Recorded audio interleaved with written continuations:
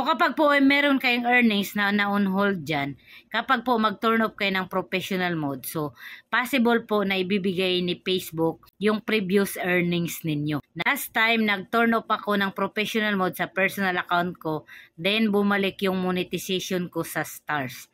Ngayon, yung personal account natin, meron na siyang stars. So, inulit ko po, kapag hindi pa kayo monetize, wag na wag po kayong basta-bastang mag-turn off ng professional mode. Kasi kapag naghahabol po kayo sa 60,000 minutes na requirements for in-stream ads, then nag-turn off kayo ng professional mode. So, possible pong na back to zero yung minutes view ninyo na requirements for in-stream ads. Gaya po sa akin, meron pong violation yung personal account ko at yung page ko dahil sa verify identity.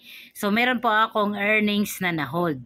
Kasi kapag mag-turn off po tayo ng professional mode, yun pong earnings natin, ibibigay po siya ni Facebook. Kapag po subukan nyo mag-turn off ng professional mode, nakalagay po yan dito. So, dito po sa pangalawa, you'll receive pending payments but you won't earn money off your profile when professional mode is turned off. So kapag po ay meron kayong earnings na on hold dyan, kapag po mag-turn off kayo ng professional mode, so possible po na ibibigay ni Facebook yung previous earnings ninyo na na-hold. Pero kapag i-turn off po ninyo yung professional mode, so expected na ninyo na hindi na kayo kikita. Kasi syempre wala na kayong monetization tools. Maback to normal Facebook na yung account ninyo. So, decision nyo po yan kung ano po yung purpose ninyo na nag-turn off kayo ng professional mode. Kung meron po kayong pending na earnings na hindi nyo nakuha, so kapag po i-turn off ninyo yung professional mode, so ibibigay po ni Facebook yung pending earnings ninyo.